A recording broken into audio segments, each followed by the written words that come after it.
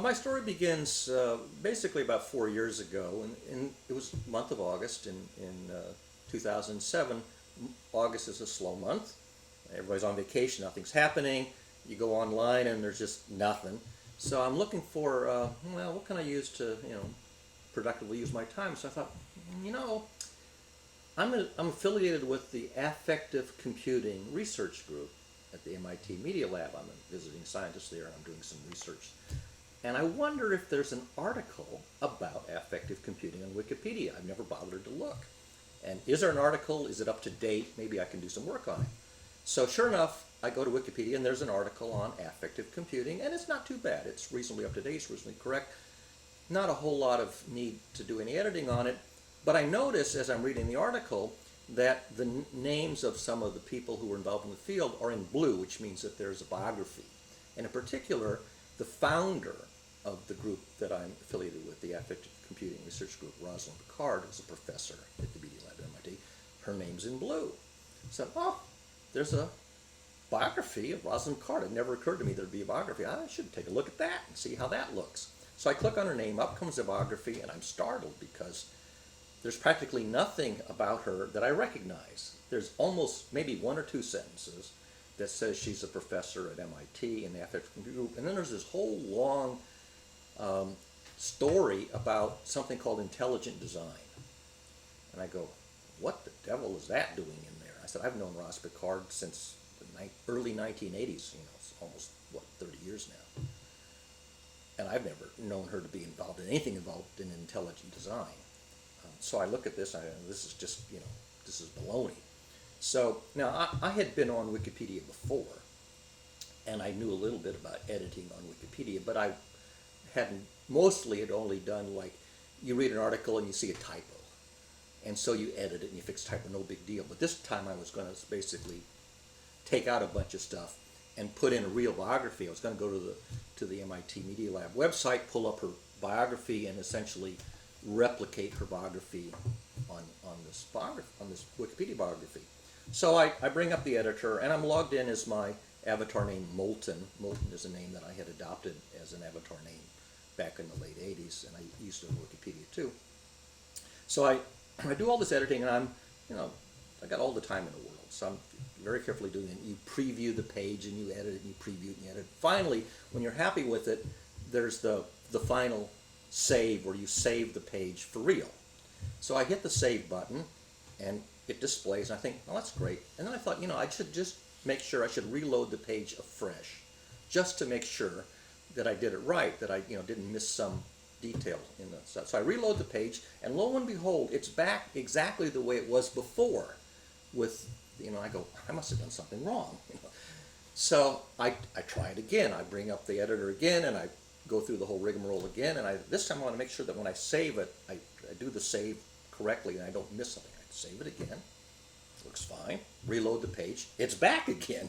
And I said, what's going on here? So then I remember that there's a feature on Wikipedia where you can look at the history of the edits to the page. So I click on the history tab, and as soon as I had made my edits, somebody else had reverted them. And I look at the identity, and it's somebody whose name is unpronounceable. It's HRAFN 42, Harafin 42. Total stranger, right? So I go, who is this Harafin 42 who's reverting my edit? So then I remember there are talk pages associated with an article page. So I go to the talk page, and I begin to put in comments like, what's going on here? And this fellow Harafin and another fellow who goes by Phil, F-I-L-L-L, they start telling me that I can't do this edit, that I have all these reasons why it's wrong, and why they're controlling what's on the page. So over the next about 2 weeks, I have this long conversation with these basically 4 people. Harafin 42, Phil, who turns out to be a guy in Maryland. Harafin turns out to be a young fellow in Dunedin, New Zealand, of all places. Okay. And 2 more of their colleagues who all turn out to be members of this editing clique. They call them cabals. which is the Wiki project on intelligent design. So there's this group of about a dozen people who are controlling a whole bunch of articles on the subject of intelligent design, including several biographies and several main articles and others. And now I'd heard of intelligent design. It's not like I never heard of it, but I hadn't really paid much attention to it. And here's this whole group, and they're basically telling their version of the intelligent design story on something like 2 or 3 dozen articles, including this one on Rosalind Picard. So I'm arguing with them. I should explain why her name comes up. You have to go all the way back to 2001. In 2001, public television, PBS, did a new series on evolution. And it was a terrific series on evolution. But at the time that they did the series, I guess the religious right, you'd have to say, who were sort of in this creation thing, were pushing against teaching evolution, both in public schools and public television. They were trying to tell the other side of the story. And they had published a couple of display ads in the mainstream press, the New York Times and maybe 1 or 2 other mainstream press. And they were arguing that, well, there are scientists who are skeptical of evolution. And it turned out back in 2001, there was circulated an email, a 2-sentence statement about being skeptical of various scientific theories, including theories of evolution, and having an open mind about doing the science in a systematic way, and not just presenting scientific results as sort of established fact. So about 100 scientists and academics back in 2001 signed this statement, said, yeah, we agree that if you're going to do the scientific method, you should do it. You should have healthy skepticism, and take your theories and look for, and you should support them with good evidence. And part of the criticism is that, well, some of the evidence that's trotted out to support theories is really not probative. It's not that the evidence is wrong, it just doesn't. It's like if you were to write a theorem in mathematics on the blackboard, and the student says, what's the proof? And you write an incorrect proof. You don't want to do that. It's not that the theorem is incorrect, it's that the proof is sloppy or incorrect. And so the academics are saying, demonstrate scientific theories in accordance with the scientific method and do probative evidence, and don't just toss it out with some kind of a whitewash technique. That's not doing a good service to science. So it turns out that among the people who had signed this 2-sentence statement back in 2001 was Rosalind Picard, which I didn't know about. And there was a group called the Discovery Institute, which was one of these lobbying groups for what became intelligent design. And they took this 2-sentence statement that about 100 scientists had signed in 2001, and they added a headline to it that was not part of the original statement. And this headline was something to the effect of scientists are skeptical of Darwin's theory. I can't remember the exact phrasing, you can look it up. And they published this display ad, and they had this big headline, which was not part of the statement. Then they had in small print the statement, and then underneath that the names of the scientists. And this whole thing was essentially against this PBS series. So these two or three display ads came out in 2001, and everybody forgot about it. So here, now we're talking about 2007, right? Well, it turns out that around 2006, the Discovery Institute, who had done those 2 display ads back in 2001, they launched a new website. And the new website was, again, to promote intelligent design. And among other things, they were featuring this statement, which they had now, since they had added this interpretation, we call it reframing. If you take a perfectly innocuous statement and you add a headline to it, you can change the interpretation. It's called reframing. And they had basically reframed this statement to make it sound like it was saying something other than what was really intended by the original people who looked at it. So the New York Times in 2006 wrote a story about the launch of this new Discovery Institute website that was promoting intelligent design. And the author of the New York Times story tried to get some quotes from 2 or 3 of the names who were on the list of signers back in 2001. So he got a couple of quotes. One guy said, they're both full of baloney, the pox on both their houses, meaning the scientists and the ID people. There was another professor down in Texas who was working on nanotechnology, and he was skeptical of a lot of stuff, but he was not a proponent of intelligent design, and he said so. And the author of the article had tried to contact Roz Picard because she was one of the better known names who was on the list, and she was on sabbatical that year at Boston College, and he never reached her. But he nonetheless mentions her names as one of the original signers. So this group on Wikipedia, this intelligent design cabal, take this New York Times article, which has this headline, which is sort of, the headline basically is the interpretation of the Discovery Institute.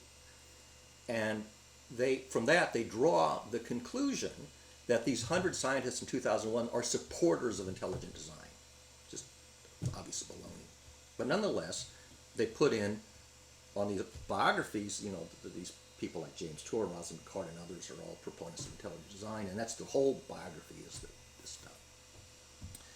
And I argue with them. I say, you can't draw that conclusion. It's bogus. But it's in the New York Times. That's a reliable source, and they're using this whole argument that if you can find a reliable source, that's good enough for Wikipedia. So I argued with them for about two weeks on the talk pages. So I argued with these guys for about a good 2 weeks just on the talk page, and you can actually read the entire archive of the talk page. It's still on the archives of the Wikipedia. And after about 2 weeks, this guy Phil, F-I-L-L, says, enough is enough. And then they launched into something that I had no inkling was coming, but turns out to be a standard practice on Wikipedia. They started something that they call an RFC, which is requests for comments, and which I call a Spamish Inquisition.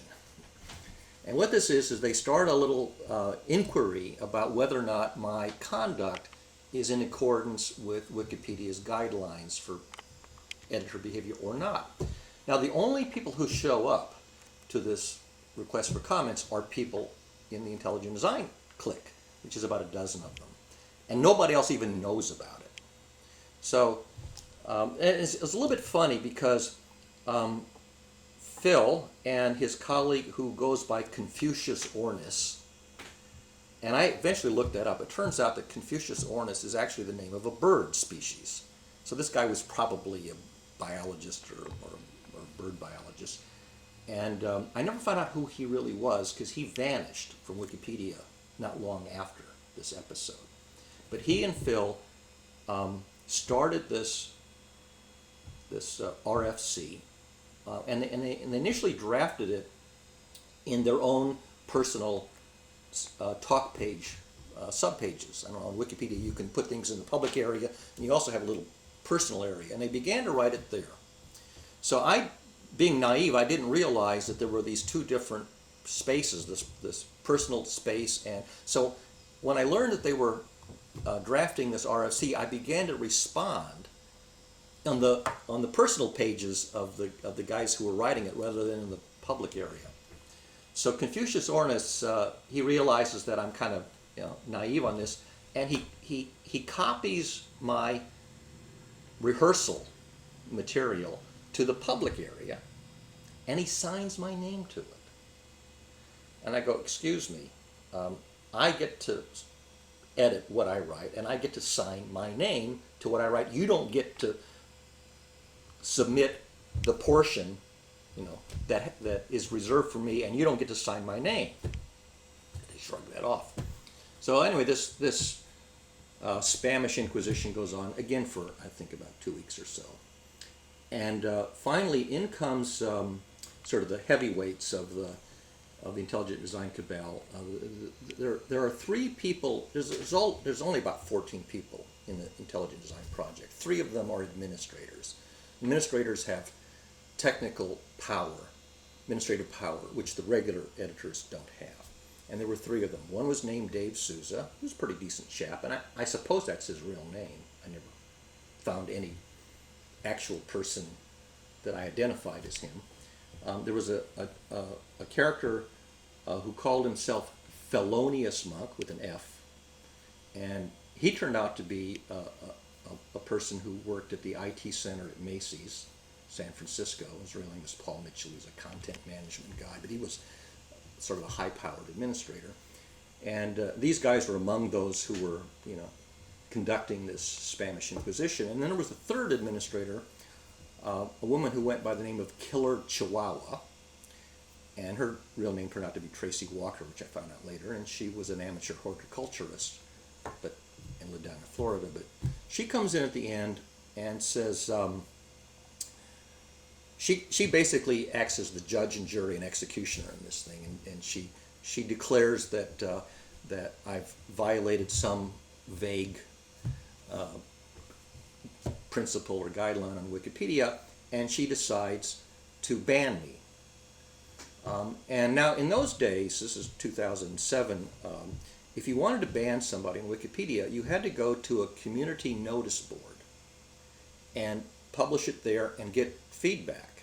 And she says, I'm not even going to bother with the community notice board. I'm just going to use my own power and ban this guy forever. So she uses her administrative power to do a permanent ban of my login, which is Molten. That's my login name.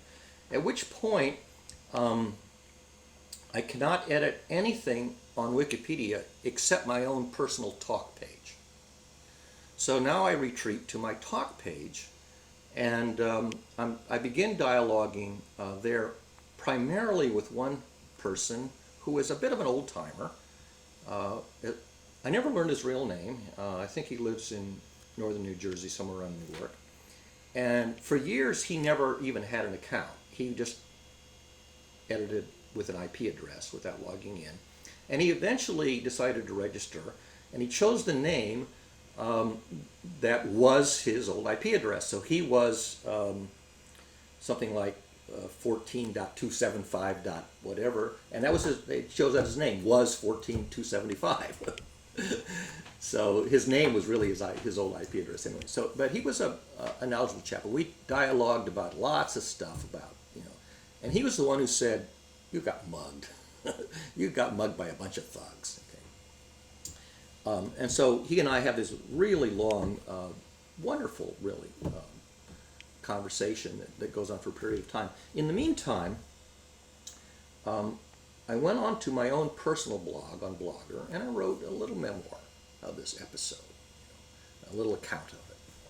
And I published that on my personal blog, and at the same time, a colleague of mine, who is a professor of journalism out at Utah State, she teaches online journalism, public affairs reporting, and ethics in journalism, and I collaborated with her mainly because when she was doing online journalism and things like that, I was helping them set up all of their internet-based forums and blogs and things like that, because I'm sort of the geeky guy, and they didn't really have enough technical staff to do that. And they also had an online newspaper in the department, the School of Journalism department, called the Hard News Cafe.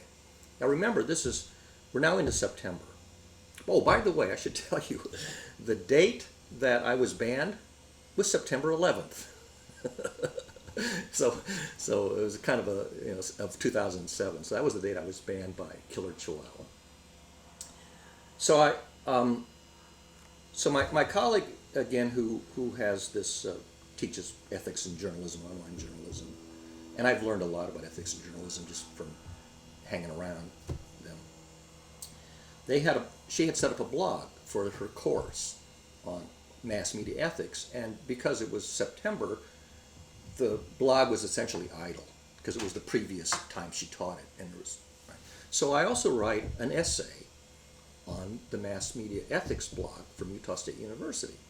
So my friend Nancy, who's the professor, she says, "Oh, I'm going to show this to our department head." She says, "That's a nice essay." So she shows it to Mike Sweeney, who's the department head, and Mike says, "That's a great essay. I'd like to run it as an op-ed piece in the Hard News Cafe, the online newspaper." Well, it's September. School has just started. The students are not up to speed yet, and the students generally write the content for the paper, but there's almost no content yet because it's only September. So I say to Mike Sherp, be my guest, and he doesn't change a word except he picks, I had written a very bland headline, and he picked a soundbite, out of the middle of the article and made that the headline. So I had these two publications, a personal blog and this op-ed piece at the Harvard News Cafe. So the guys from the Wiki project, the ID Cabal, they get wind of this. And the first thing they do is they come over to my personal blog, which I call Molten Lava. And I hardly ever get any traffic on my personal blog. I mean, it's almost like a memo you write to yourself. It's like a diary practically, it's almost no traffic. But this little essay, this little memoir that I write, generates a lot of negative feedback from these people who were very familiar with, the case on Wikipedia. And the first comments are very crude, and they come from somebody I'd never heard of who uses the blogger name Fucking Broke. Somebody in Cleveland. Don't know, never find out who he was. And then I get comments from another character who uses the blogger name Skip. Now, this is before Blogger had that feature where they would tell you how much traffic and where it's coming from, the stats. This is before they had that stats feature. But as it happened, usually on the Blogger you have a little thumbnail photograph of your avatar or your picture. So it turned out that when I went to put a little postage stamp picture of myself, I had a nice shot of myself that somebody had taken with a digital camera that was on my own web server. And so rather than upload it, which was a bit of a technical pain, I simply went into my Blogger template and I fetched the image right off of my own server. And what that meant was that anybody who visited my blog, even though the blog is run by Google Blogger, when they loaded that little picture, it fetched it off of my own server, which left a record. It left a time and date log record in my own server that somebody had fetched it. And so I could tell essentially how much traffic by looking at the logs on my server. Now, as I said, almost nobody visits my blog. So finding a time concordance between somebody posting a comment and fetching my picture is, there's no confusion at all. Okay. So these two guys who are posting these rather intemperate remarks, I say to the one who goes by Skip, I said, can I quote you on that and attribute it to the person who's posting from the Macy's San Francisco IT Center, because he had in fact posted from his work position, So he's incensed. And he says, that's an invasion of privacy, take that down. That's the next comment. By the way, these are all still there. You can find them on the comments. So I write back, I said, well, it's too late because since that was posted, it's already in Google Cache. When Google puts something up, there's also cache, so that even if the original goes away, you can click on Google Cache and get the same thing anyway. And also, there was another system I didn't even know about at the time. The Library of Congress had an archiving system called Minerva. As it happened, Minerva had crawled my blog, and I said, look, it's already in Minerva, on the Library of Congress. It's already in Google. It's too late to take it down. So I've really annoyed these guys. Now I found out later.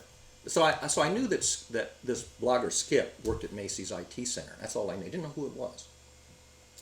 Much later, I found out that it was Thelonious Monk. That he was the person who worked at Paul Mitchell. He was the one who worked at Macy's IT Center.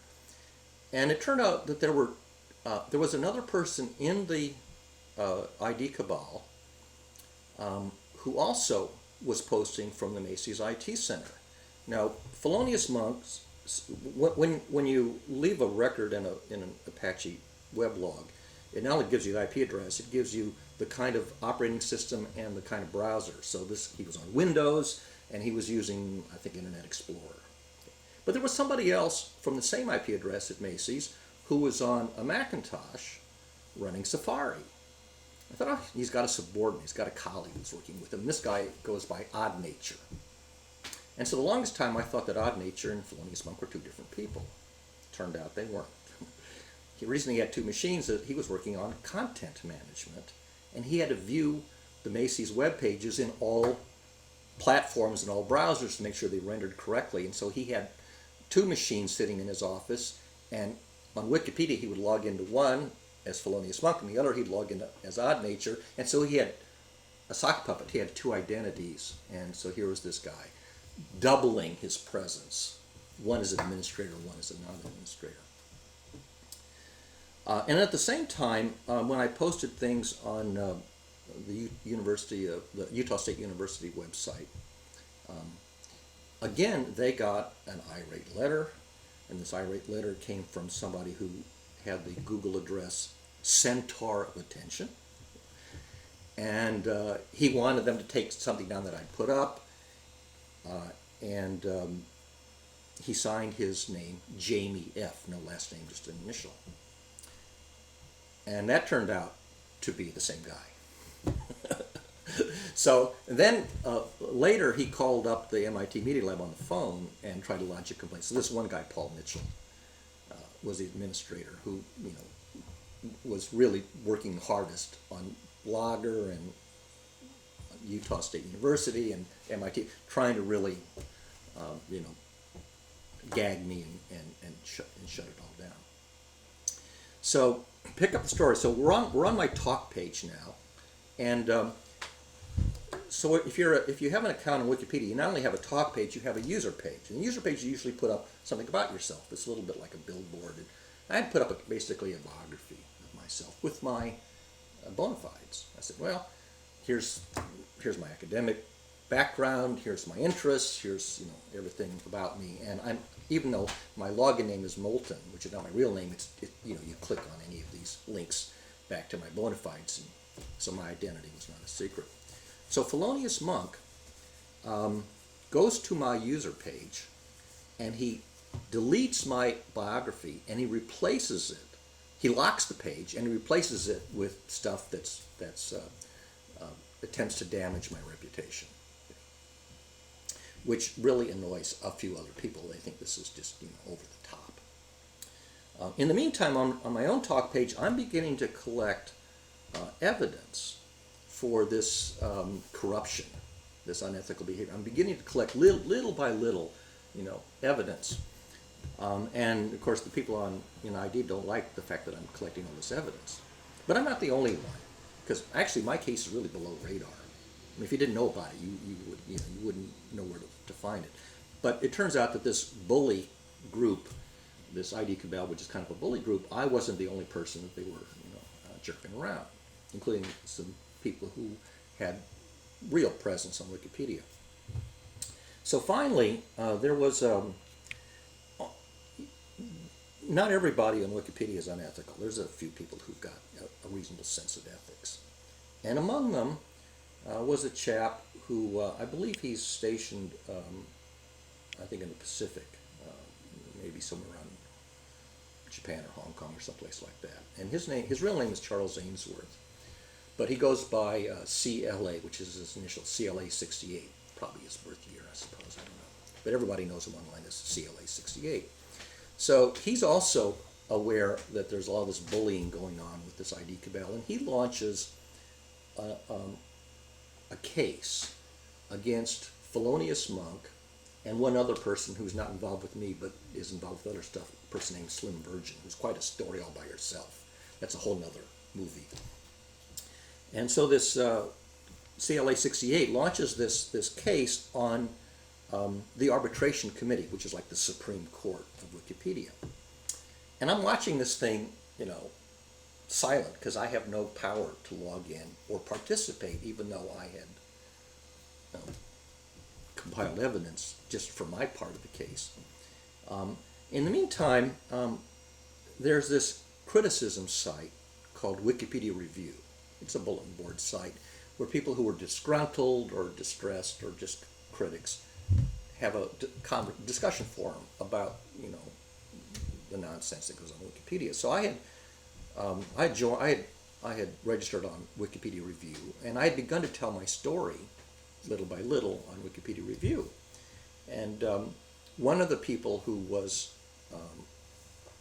both an editor, a longtime editor on Wikipedia, and also who tracked Wikipedia review, but didn't participate very much, but most occasionally posted, mostly read some of my account, and she thought this isn't right, and she went to the Ross Picard biography. She was one of the first people. Went to the Ross Picard biography and said, "This is what we call a coat rack. This is taking an article with one title and hanging some stuff on it that doesn't really belong there." And so she began to correct it. Well, Thelonious Monk came down hard on her. And so she was one of the very first people to submit a complaint against Thelonious Monk in this ARBCOM case. And this ARBCOM case dragged on for, I think, more than 6 months. And it was one of the very high-profile cases because he was a very high-profile guy. He was a close friend of Jimmy Wales, the co-founder of Wikipedia. And eventually, ARBCOM came to a decision. And they found Thelonious Monk guilty of abuse of power in his position with administrative power, and get the exact phrase here, leveling unfounded accusations against people, or something to that effect. And it was unanimous. And they stripped him of his administrative power, and he basically slunk away. He basically disappeared a few days after that. And also so did Odd Nature, naturally, because they were one and the same.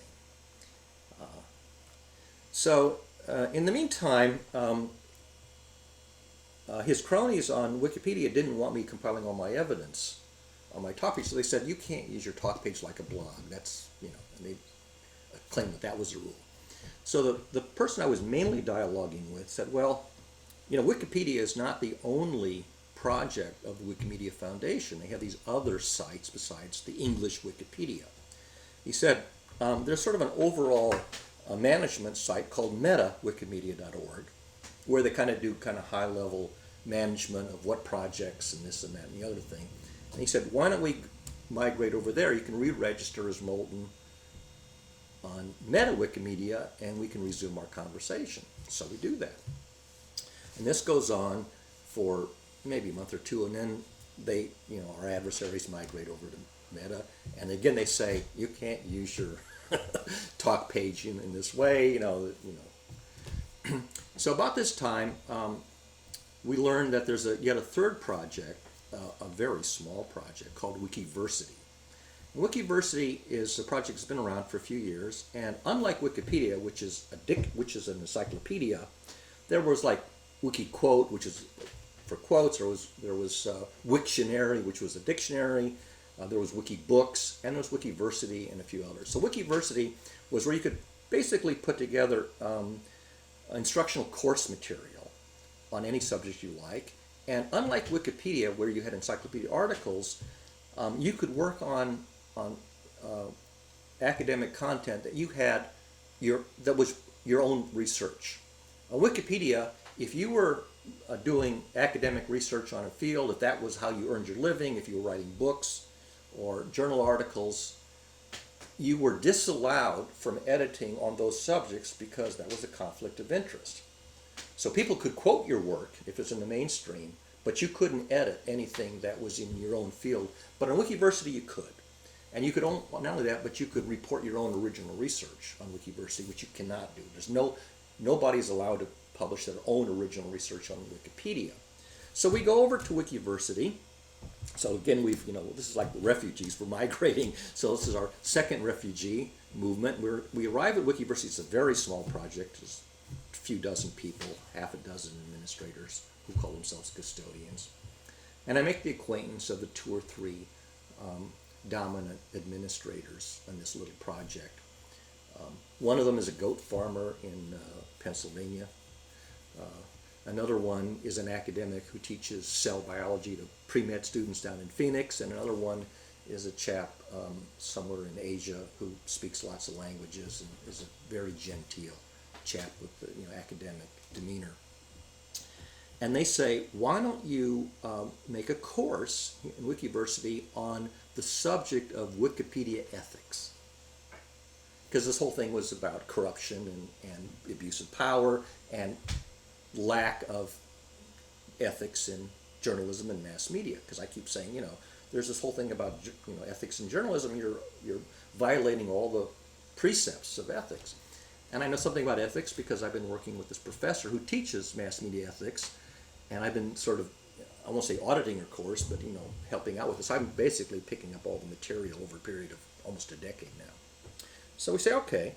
So I begin to work with several other people, and we begin to put together this abstract academic course on ethics in journalism and mass media ethics as it applies to Wikipedia.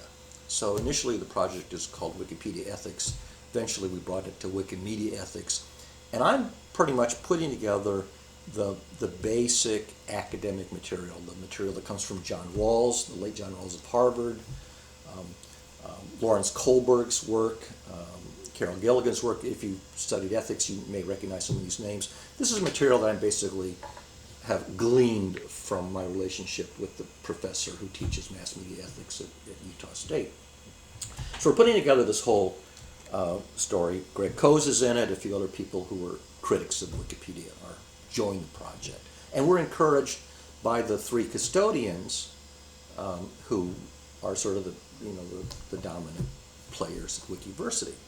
So we get up to a point, and then one of the people who's helping write the course, a fellow who lives in Australia, and he goes by Private Musings, that was his avatar name. He starts to put together some case studies, but the case studies are not actual case studies, they're sort of synthetic.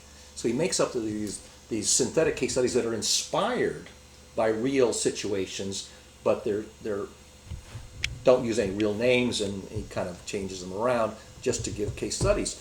So this one administrator who's from Asia, who goes by Hill Gentleman, he says, don't use made-up case studies. Use real case studies from real Wikipedia.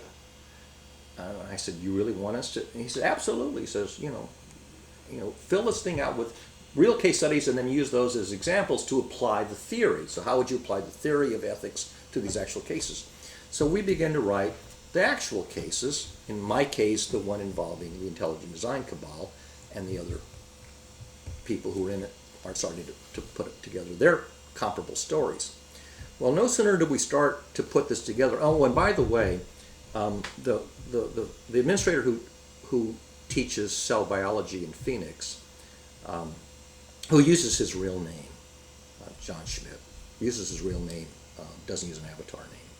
And he's working very closely with me to pull together the story because he's one of the founders of Wikiversity, and he knows the in and outs, and he knows how to dig into the history. And he's digging up parts of the story that I didn't know about because I wasn't anything that I wasn't a direct witness to. He would go back and tediously pour through the history, pulling up stuff that I would have known how to research if my life depended on it. So he's filling in the rest of the backstory and making it as objective as possible. So we have my version of it and then his objective research version of it. And of course we're naming names. So along come the two or three dominant bully characters from the ID Cabal. They show up in Wikiversity, and first they show up only as IP addresses, and they start deleting stuff. Well, but they're only IP addresses, so you put it back, right? So then they come in, so Killer Chihuahua comes in with her avatar name, Killer Chihuahua, so we know that it's the same person. The one who was Felonious Monk and Odd Nature comes in first as an IP address, then he comes in as Centaur of Attention, which was the same name he used, when he sent that complaint to Utah State, and a few other people come in either with IP addresses or alternate avatar names, or in some cases, their Wikipedia avatar names. And it's pretty obvious that this is, the same clique. And again, when they use the IP address, it's the same IP address for Macy's, for example, or one by a guy named Guy Chapman. He actually has his own wiki and his own website, and the IP address resolves to his name, so you know who it is. So we knew who these people were. And we said, look, this is a thing on ethics, and you're entitled to tell your side of the story. So I presented my side of the story, and now you are invited and welcome to tell your version of the story beside it. No, they want to delete our side. They want to edit our side. I said, no. I said, in academia, you cannot edit the work of other scholars. You can submit your own scholarly work and subject it to peer review. And my scholarly work is subject to peer review. You can criticize it all you want, and you can ask all the questions, and I'll answer them to the best of my ability, but you cannot edit my testimony. You cannot change what I wrote over my signature. I'll have none of it. They just simply want it deleted. Okay. They don't want to have a give and take with two sides of the story. So eventually, they call in Jimmy Wales, but they call him in kind of behind the scenes, so before Jimmy Wales comes in, his assistant, Carrie Bass, comes in, and he goes by Bastique. By the way, Carrie Bass has since left the project, and he's a theology student, so you kind of see where he's got a kind of a thing on ethics. He's got this tension between what he's learning as a theology student and what he's being pressured to do, by this. So behind the scenes, and at the time unbeknownst to me, Jimmy Wales tells these administrators, not just the three, but about half a dozen, shut down this course on ethics, or we'll shut down Wikiversity. It's a threat. And so it's a small project, okay? And these guys are scared. And so they gradually comply, and they basically withdraw support, and they try to either change the rules or shut it down. And poor Carrie Bass, he's caught in the middle, because he's being told to do something he doesn't really want to do, because he's got his own sense of ethics, and he's sort of walking a tightrope. And finally, Jimmy Wales has to come in and do the deed himself. So Jimmy Wales comes in, and he declares this workshop on ethics to be, quote, it's a quote, beyond the scope of the project. That's the quote. He says, this whole presentation on the academic subject of mass media ethics, ethics in journalism, and ethics as it applies to Wikimedia projects, he personally declares it beyond the scope and directs it to be shut down, or else. And the or else will be he'll shut down Wikiversity. So they shut down the course. Okay, and they also have to shut me down. So again, they have a little micro-Spanish inquisition and try to find some excuse, to silence me. So Wikiversity, which is the English Wikiversity, also has other languages of Wikiversity, just as Wikipedia does, and they also have a kind of a nexus site for all of Wikiversity called Beta Wikiversity, which is just sort of coordinating all the Wikiversity stuff. So John Schmidt and I retreat to Beta Wikiversity, where again I can participate, and we begin to document, mainly in my own talk space there, my own personal space, begin to save the stuff that they're trying to delete. We back up copies to Beta, and also back up copies to my personal hard drive and to other web servers. And there's sort of this uneasy detente between Beta and English Wikiversity, and John Schmidt is basically siding with me, so he's now on the outs with respect to these administrators who are being coerced. So after Jimmy Wales came into Wikiversity, the English Wikiversity, and said shut down Moulton and shut down this ethics project, John Schmidt and I, and also they basically had to shut down John Schmidt because he was basically siding with me. So they marginalized him too, and took away his administrative bid. And the reason they took away his administrative bid is because if he had the administrative bid, he would have been on the inside to know what was going on behind the scenes with this, coercion stuff, and they didn't want him to know, what was really going on below radar. So he and I basically retreat to Beta Wikiversity, where he's a custodian, and again document stuff and kind of lick our wounds and regroup. And he starts writing a blog where he's documenting this whole story in a very detailed technical accounting, but not doing it on Wikimedia servers because of this whole history of it, being deleted. So he begins to document the story on his own WordPress blog called Collaborative Learning. And just to show that this was not a one-off event, after I'm basically out of the picture on English Wikiversity, other people after 6 months to a year begin to regroup where we had left off, and once again Jimmy Wales comes in and tells them to knock it off. And this time they stand up to him.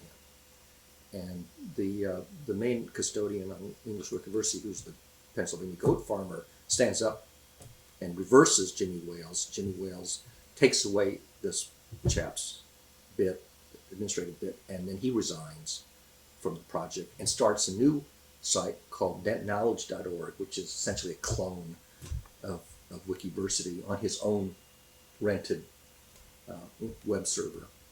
And we copy a lot of material over to this new site, which is outside of the domain of Jimmy Wales and Wikimedia. They can't touch it.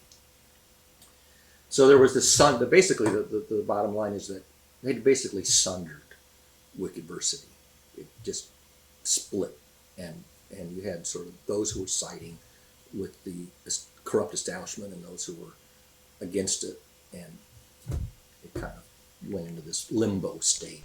So essentially they marginalize me and John Schmidt and sunder the community, and the others who were my allies kind of fade a little bit and regroup, and so things kind of go quiet for a time until people start to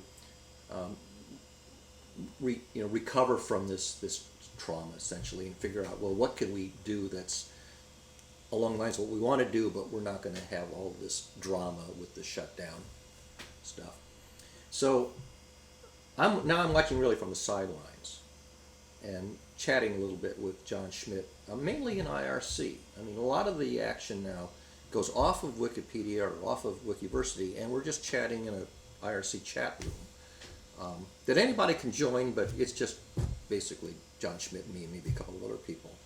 And he's gradually narrating, the slow soap opera as it's evolving. In the meantime, after this custodian, who was the powerful custodian, who was the goat farmer, left, now there's a power vacuum. So now other people are coming in to fill the power vacuum on Wikiversity, and a little drama starts to resume. And there's a new character. Well, he's not a new character, but he's a character who becomes interesting. There is a graduate student down at Catholic University, which is down in the suburbs of Washington, D.C. And he's not only a grad student at Catholic University, he writes a column on ethics for the local paper. And he's a very controversial character in Wikiculture. And he sort of becomes the dominant administrator on Wikiversity, but also very controversial. And so he's also making enemies, partly because of his exercise of power.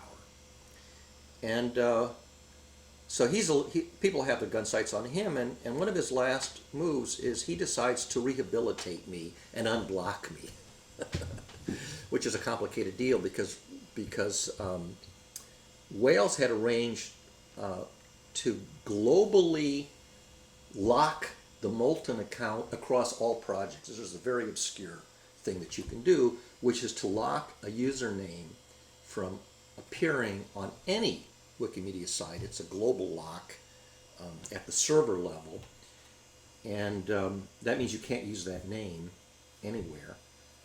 And also they can put in filters that block you from even using the name as text in a page. And not only that, but if you do a search, anytime that name had appeared, it won't come up in an internal search. Whereas if you did a Google search from the outside, if it's there, Google will say, oh, there's a page with Moulton's name. But inside, if you put in a search for anything that Moulton's name appears, the search comes up empty. So they were using this global lock. And they'd use it not only against me, they'd use it against Greg Coase and I think maybe one or two other people. And we had discovered a way to break this global lock, a technical hack. And we figured it out first on beta, and then they did the same thing on the English Wikiverse, and they broke the global lock against Greg Coase and also against the Moulton account, because this fellow from Catholic University decided that he was going to turn things around, and unblock me. So I'm kind of there and I'm kind of not there, because I'm still this controversial limbo character. And I also have, as an educator, I'm impressed by the use of puppet characters. I mean, I grew up in the days of Howdy Doody and Kukla, Fran and Ollie, and more recently, the Muppets, and so educators use puppet characters as characters like Bert and Ernie, and they use these characters as educational. And I had my own little characters. I had Montana Mouse and Barsoom Torek and Gaster and Bombison and Caprice, the fantastic flying scapegoat. I had all these characters that I would use to have different voices. And these were not actual, a real sock puppet is you actually register a real account.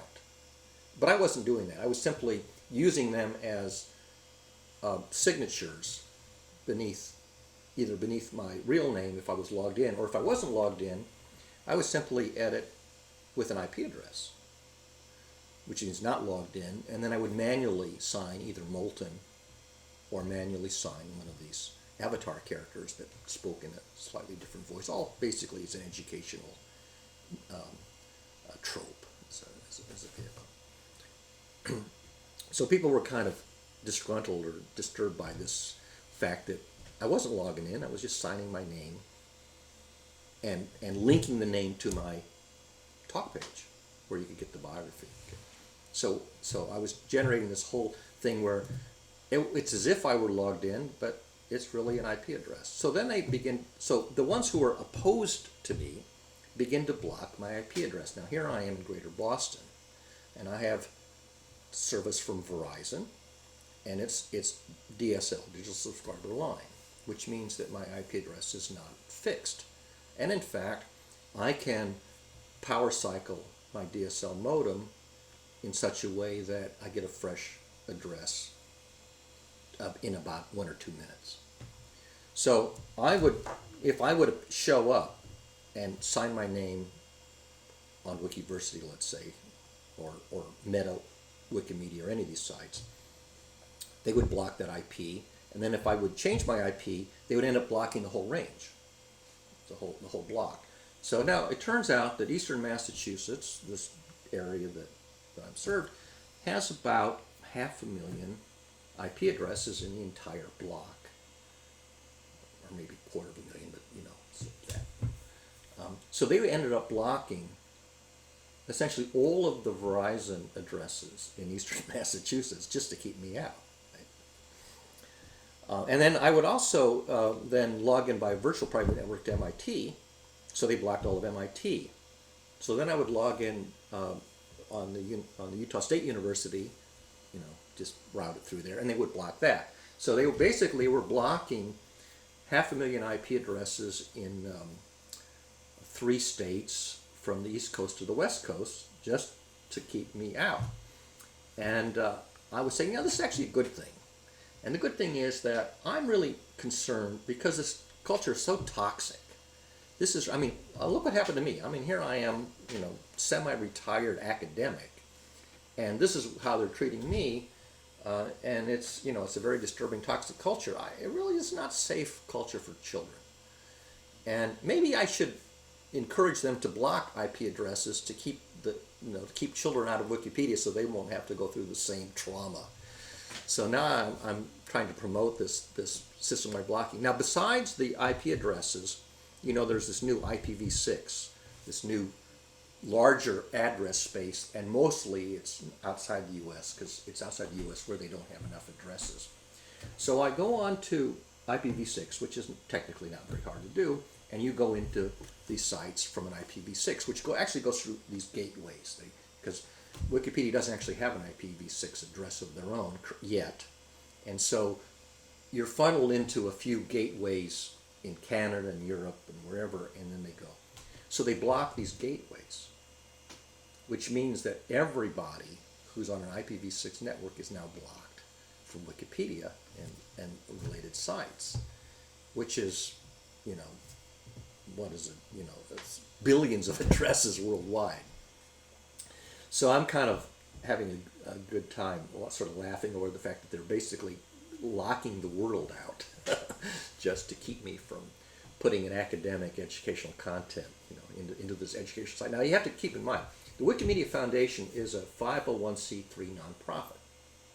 And they're chartered, you can actually look up the documents, they're easy to find. They're chartered as an educational nonprofit, which means that they don't pay federal taxes, and that they solicit donations from the public and from donor organizations for this educational purpose. And they've actually got a little statement on the Wikimedia Foundation site that says, this is our mission, this is our charter, these are our organizational values, and we want to provide educational resources to children around the world. All right, and so I look at this and I say, are you really living up to, what are you teaching the children around the world? I said, are you teaching them how to be bullies? You've got these adolescents coming in, you give them power, and you inculcate them into this bully culture where they use their power and engage in histrionic and narcissistic and sociopathic ways. And this is, what are you really teaching children? You're inculcating them into this bully culture. That's not consistent with the charter. And what would the IRS think about taking donor money, ostensibly for education, tax-free, and then using it to create this bully culture? And I said, really, what you've got is a site that ostensibly it's educational, but you're really running a kind of a version of Mafia Wars. The game on Facebook. The most popular games on sites like Facebook are games like Mafia Wars, where you get to pretend to be a thug. And you basically get lulz, thrills, by kiboshing the other guy. And of course it's just a game, on Facebook when you're playing a mafia character and getting revenge and all this stuff, it's just a silly game. But here on Wikipedia, people are behaving as if they're playing Mafia Wars. They're getting power, and then they're using their power to knock down their rivals. And this is all done ostensibly under the name of, global education, nonprofit, tax-free. And I say, you've become a clone of Mafia Wars. So it's not really just an encyclopedia; it's an encyclopedia game. Exactly. So, in fact, if you recall, the editor of Encyclopedia Britannica, way back around 2005 or so, did an interview, and he called Wikipedia the Encyclopedia Game. That's an actual quote. Probably easy enough to look it up. I forget the chap's name, but he was the editor of Britannica, called it a game. And in fact, if you look at how does it become a game, well, it's very simple. Wikipedia has a lot of rules. And it's a hodgepodge of rules. They're not constructed in any systematic, comprehensive way. They just sort of grow up organically. Now, if you think about any system that's driven by rules, the simplest ones are board games. Chess, checkers, Go. Most board games have, you could write the rules on a half sheet of paper, where they're easy enough to memorize, they're not complicated, easy enough to follow, and in most games, people don't cheat. They play by the rules. You play a game of chess or checkers or Go, whatever, you play by the rules. And if you think about games, you have no idea how a game's going to turn out. As long as the players are roughly equally matched in skill, they will, on every move of a game, you get to pick which rule you're going to apply on that move. It's not like at every move, every rule fires. No. You get to pick which rule you're going to say, I'm going to use this rule on this move because it's to my advantage and to your disadvantage. So rules define games. And in general, they define dramas. I mean, if you think about these really big contests, the chess matches or the poker matches or whatever, they're full of drama. Okay? So a generalized game, if you think about a simple game, the goals are equal and opposite. That what I win, you lose. Okay, but a generalized game is a drama where I have an objective, and you have an objective which is opposed to mine, but not exactly equal and opposite. They simply interfere with each other. So a drama is a generalized game. And rule-driven systems generate games and dramas, which is pretty obvious if you stop to think about it. I mean, you've known this since a kid. And yet, most people, when they say, why do we live under the rule of law? I mean, Western civilization in general, lived under the rule of law for about 4,000 years. And it's because people have long believed that rule-driven systems, rule-governed systems, if you have a good set of rules, is orderly, stable, predictable, peaceable, and not chaotic. And that's just, everybody says, well, we all know that. It's common knowledge. If you go back about 100 years and you ask mathematicians starting about 100 years ago, is it a theorem that rule-driven systems in general are orderly, stable, predictable, and not chaotic? You find an astonishing discovery that really comes from a mathematician named Henri Poincaré, a little over 100 years ago. He was neither the first nor the last, but he was sort of the one who most importantly revealed this. Rule-driven systems are mathematically chaotic. And about 50 years ago, an MIT meteorologist named Edward Lorenz took that the next step, took the work of Poincaré the next step. This is a wonderful story, which I think I'll not tell here, but because you can look it up independently. But he basically developed the beginnings of what today is called chaos theory in mathematics. So if you go back about 100 years, Henri Poincaré, French mathematician Henri Poincaré, comes up with the first important discovery that leads eventually to chaos theory. And it's that he calls it exquisite sensitivity to initial conditions. A small perturbation can make a huge difference in the way things turn out, which is what drama is. And eventually this evolves into modern chaos theory. So chaos theory really emerges in the second half of the 20th century based on the work of Edward Lorenz, the meteorologist at MIT who comes up with the Lorenz butterfly. And that gives rise also to fractals, which is another application of the same mathematics. And then James Gleick writes the definitive book for the public. James Gleick was a New York Times journalist who wrote a terrific book on chaos theory. So now the public at least has heard of chaos theory. And if you take, for example, one of the most popular drama series on television is the NBC Law and Order series, which has all those spin-offs. And all the reruns are syndicated on the TNT cable channel. And if you look it up, the TNT cable channel's advertising slogan is, "We know drama." So the title is Law and Order. Rule-based systems give you order. Well, they don't. They give you drama and high drama. So the culture is full of evidence, both mathematical evidence and cultural evidence, that rule-driven systems are not the foundation of order and stability and peaceableness.